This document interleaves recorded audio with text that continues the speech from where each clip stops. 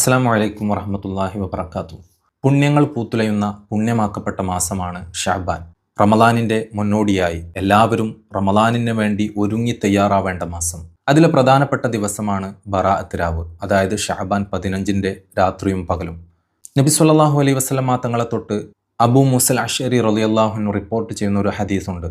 വൻ അബി മൂസൽ അശ്അരി റളിയല്ലാഹു അൻഹു അനിൻ നബി സ്വല്ലല്ലാഹു അലൈഹി വസല്ലം ഖാല, നബി സ്വല്ലല്ലാഹു അലൈഹി വസല്ലമ തങ്ങൾ പറയുന്നു, ഇന്നല്ലാഹ ലയത്തലിഉ ഫീ ലൈലത്തിൻ നിസ്ഫി മിൻ ഷഅബാൻ. ഷഅബാനിൻ്റെ പകുതിയിലുള്ള രാത്രിയിൽ അല്ലാഹു സുബ്ഹാനഹു തആല അവൻ്റെ സൃഷ്ടികളിലേക്ക് പ്രത്യേകം നോക്കുമെന്നാണ്. ഷഅബാനിൻ്റെ പകുതിയിലെ രാത്രി എന്ന് പറയുന്നത് ബറാഅത്ത് രാവിൽ മാത്രമല്ല, ഫയഗ്ഫിറു ലി ജമീഇ ഖൽഖിഹി, അല്ലാഹു സുബ്ഹാനഹു തആല എല്ലാ സൃഷ്ടികൾക്കും പുറത്തു കൊടുക്കും.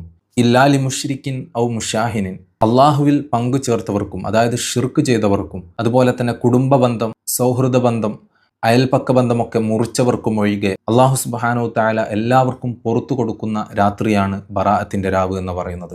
അതുകൊണ്ട് നമ്മൾ അള്ളാഹുവിലേക്ക് ദുആ ചെയ്യുമ്പോൾ, അള്ളാഹുവിലേക്ക് സൽക്കർമ്മങ്ങൾ ചെയ്യുമ്പോൾ ആദ്യം നമ്മൾ ശ്രദ്ധിക്കേണ്ടത് നമ്മുടെ കുടുംബക്കാരുമായോ അയൽപക്കക്കാരുമായോ നമ്മുടെ സുഹൃത്തുക്കളുമായോ ഒക്കെ വല്ല പിണക്കവും നിലനിൽക്കുന്നുണ്ടെങ്കിൽ അതൊക്കെ പറഞ്ഞു തീർത്തതിനു ശേഷം അള്ളാഹുവിലേക്ക് ദുആ ചെയ്യുക.